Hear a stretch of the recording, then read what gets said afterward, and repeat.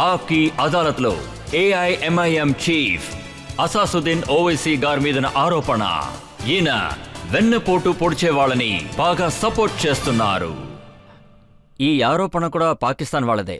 ఇప్పుడు శశి తరూర్ ఆయన డెలిగేషన్ పూర్తయిన తర్వాత మీరు ఆ డెలిగేషన్ తీసుకుని సౌదీ అరేబియాకి వెళ్లారు. ఆ తర్వాత పాకిస్తాన్ బిలావల్ భుట్టో గారిని పంపించారు. తర్వాత బిలావల్ భుట్టో గారు ఏమన్నారంటే అర్ధరాత్రి వేళ దాడి చేశారు అన్నారు. అర్ధరాత్రి వేళ దొంగలే దాడి చేస్తారు, ధైర్యం ఉంటే పగటిపూట దాడి చేయమని చెప్తున్నారు. అదే చేశాం కదా, ఫస్ట్ అటాక్ పగటిపూటే జరిగింది. సెకండ్ టైం కూడా దాడి జరిగినప్పుడు అది కూడా పట్టపగలే జరిగింది. అది అందరికీ తెలుసు. అయితే విషయం ఏంటంటే బిలావల్ భుట్టో ఆయన తల్లిని చంపిన వాళ్ళని మర్చిపోయారు. బిలావల్ భుట్టో ఒక తల్లికి బిడ్డగా ఆ విషయాన్ని తను గుర్తుంచుకోవాలి. తన తల్లిని టెర్రరిస్టులు హతమార్చారు. అప్పుడు తన తల్లిని చంపబడినప్పుడు 130 మంది కూడా చనిపోయారు. అప్పుడు యునైటెడ్ నేషన్స్ ఇన్వెస్టిగేషన్ టీం ఒకటి పంపింది. అయితే వాళ్ళందరూ డిప్లొమాట్స్. వాళ్ళేమన్నారంటే అదే Pakistan investigation agencies shadow investigations లా నడుపుతున్నారు. హత్య జరిగిన ప్రదేశం నీళ్లతో శుభ్రం చేశారు. సీన్ ఆఫ్ ఎఫెన్స్ ని ప్రొటెక్ట్ చేయలేదు. సో బిలావల్ భుట్టో ఈ విషయాన్ని మర్చిపోయారు. వాళ్ళ తాతని ఎవరైతే ఉరి తీశారో అంటే అదే వాళ్ళు పాకిస్తాన్ ఆర్మీయే. అయితే ఈరోజు బిలావల్ భుట్టో ఆ విషయాలన్నీ మర్చిపోయారు. చూడండి, ఎవరైతే పాత విషయాలన్నిటినీ మర్చిపోతారో వాళ్ళు విక్టిమ్గా ఉంటారు. తర్వాత ఇప్పుడు వాళ్ళు ఏమంటున్నారంటే ఒకవేళ మీరు మాకు రావాల్సిన నీళ్ళు ఆపేశారంటే, అలాగే వాటర్ కిటీని రివైవ్ చేయకపోతే ప్రపంచంలోనే మొదటి న్యూక్లియర్ వార్ జరుగుతుందని వాళ్ళు చెప్పారు. చూడండి, ఇండియాలో ఒక అద్భుతమైన పాలసీ ఉంది. అది నో ఫస్ట్ యూజ్ అనేది. మీరు గనక యూజ్ చేస్తే సో ఆబ్వియస్లీ ఇండియా యూజ్ చేసింది. ఇప్పుడు దాని అర్థం తెలియక వాళ్ళు గోల పెడుతున్నారు అంతే. అదే ఆ నీళ్ల కోసం ప్రైమ్ మినిస్టర్ గవర్నమెంట్ అంతా చెప్తున్నారు నీళ్లు ఇస్తామని. నీళ్ల విషయంలో దాన్ని హోల్డ్ చేస్తామన్నారు. అదేం కుదరలా. నీళ్లు ఈ రోజుకి వాళ్ళకెళ్తున్నాయి. మనం ఏం చేయలేదు, నీళ్లు వెళ్తున్నాయి కదా. కానీ ఒక విషయం, దాన్ని మనం కంట్రోల్ చేస్తాం. కానీ ఈ విషయంలో అంటే వ్యవసాయంలో ఇది ఖచ్చితంగా జరుగుతుంది. కానీ ఇండియాలో గడిచిన 20 ఏళ్లుగా మన నీళ్లతోనే వాళ్ళ వ్యవసాయం జరుగుతోంది. ఒకవేళ వాళ్ళ వ్యవసాయానికి నీళ్లు కావలసొస్తే వాళ్ళు జరుపుతున్న ఈ భయంకర తీవ్రవాదాన్ని అణిచేయాలి. నీరు ఈ రోజుకి వెళుతోంది, కానీ కంట్రోల్ చేశామంతే. సో వాళ్ళేదేదో ఇలా మాట్లాడుతున్నారంటే బిలావల్ భుట్టో ఇలా చిన్న పిల్లాడి మాటల్లా మాట్లాడుతున్నారు అంటాను. దానివల్ల ఇండియా శక్తి ఏమాత్రం తగ్గదు.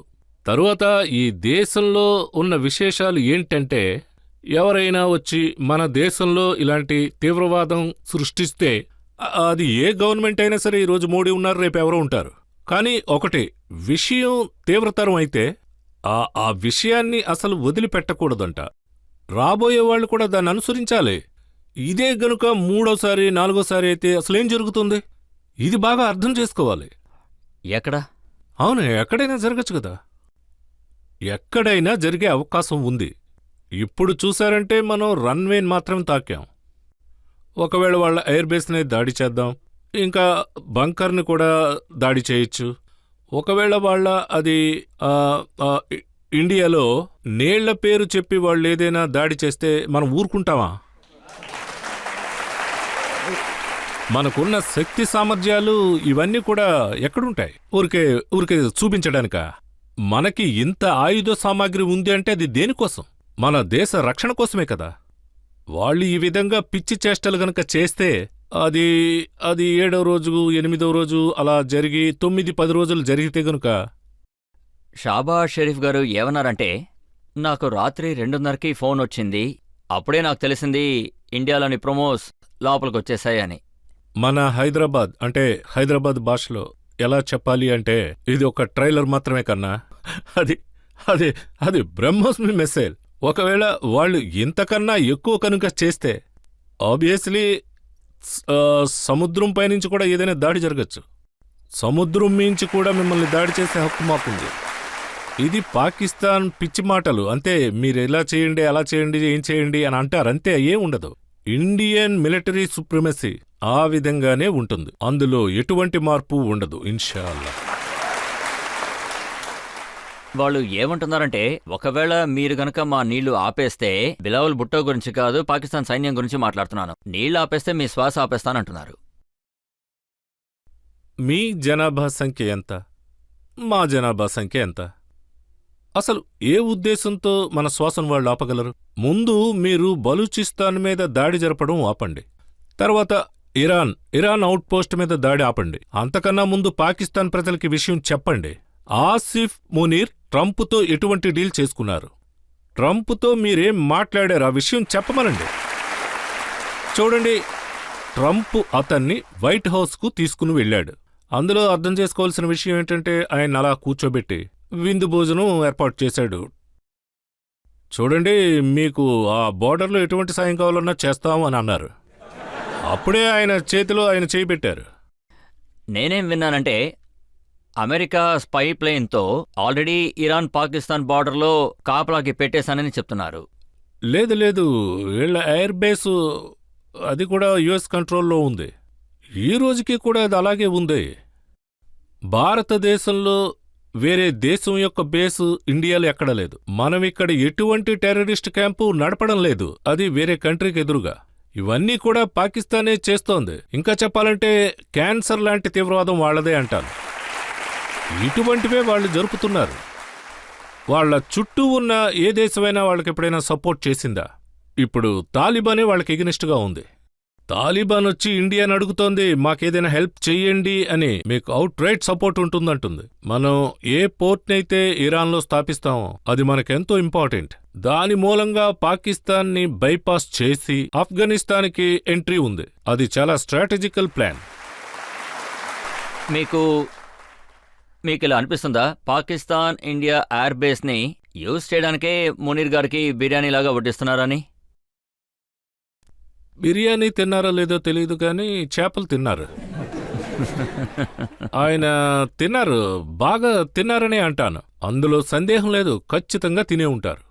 మనం ఇలా ఎన్నో విషయాలు ఆయన గురించి చెప్పుకుంటాం. అయితే ఆసిఫ్ మునీర్ నోబెల్ ప్రైజ్ ఇవ్వడానికి మాత్రం ఆయన ఏం పిలవలేదు. లేదు, ఖచ్చితంగా ఇందులో విశేషం ఏదో ఉంది. ఖచ్చితంగా అది బయటకు వస్తుంది. అయితే 1 వారమో 10 రోజులో అవ్వచ్చు. ఓవైసీ గారు ట్రంప్ గారికి ఒసామా బిన్ లాడెన్ గారు ఎక్కడ దాక్కున్నారో తెలుసు.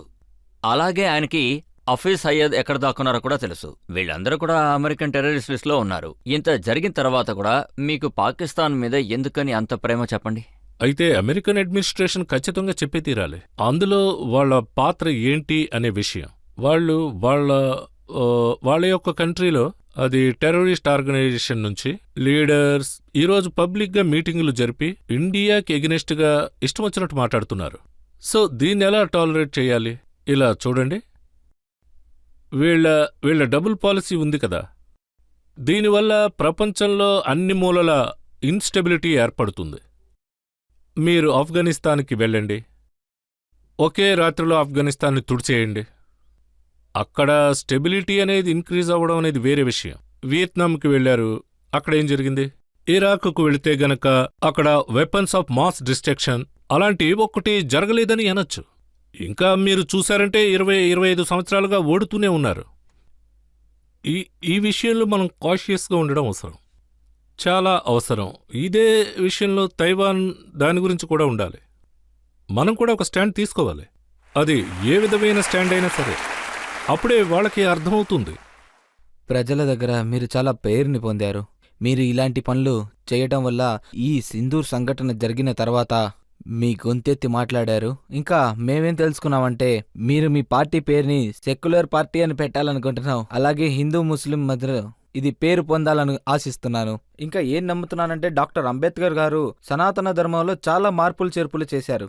అదేవిధంగా మీరు ఇస్లాంలో జరుగుతున్న అన్యాయానికి మీరు కూడా గొంతెత్తి మాట్లాడుతున్నారు. సో నేనేమనుకుంటానంటే సార్, డాక్టర్ అంబేద్కర్ గారు మీరు ఈ ఊర్లో ఉన్న చెడ్డమైన వాళ్ళు ఇంకా క్రూరమైన వాళ్ళని అన్యాయాల్ని వీటన్నిటిని అంతం చేయాలని అనుకుంటున్నారా సార్? నేనంత పాపులర్ అయ్యాను అంటే అంత అవసరమేం లేదు. వాళ్ళు ఏమంటున్నారంటే ఇప్పుడు మీరు మీ పార్టీ కూడా ఇండియా అంతటా యాక్సెప్టబుల్ అని. నేను ఏం మాట్లాడానో అది ఏదైనా పొలిటికల్లో లేదా అబ్జెక్టివో అది ఏమాత్రం విజయం కోసం కాదు. నేను చెప్పేదంతా నా పొలిటికల్ పార్టీ, దాన్ని నేను పక్కన పెట్టుకునే చెప్పా.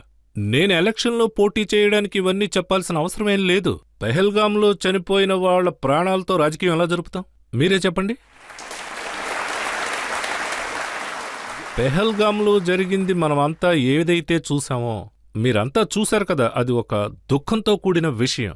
ఎవరైతే ఈ దాడికి పాల్పడ్డారో వాళ్ళు ఈ లోకంలో లేరిప్పుడు. ఎవరైతే ప్రాణాలతో బయటపడ్డారో వాళ్ళ పరిస్థితి ఎలా ఉంటుందో ఆలోచించండి. వాళ్ళ పిల్లలు, వాళ్ళ తల్లిదండ్రులు మొత్తం జీవితం అంతా ఇలా దుఃఖసాగరంలోనే గడవాలి వాళ్ళు ప్రాణాలతో ఉన్నంత వరకు. సో ఇది పార్టీ విషయం అంటే ఒక పెద్ద ఆర్గ్యుమెంట్. అకాలీదళ్ ఉంది, శివసేన ఇప్పుడు రెండుగా ఉంది. దాని గురించి ఇప్పుడు ఏమని చెప్తాం?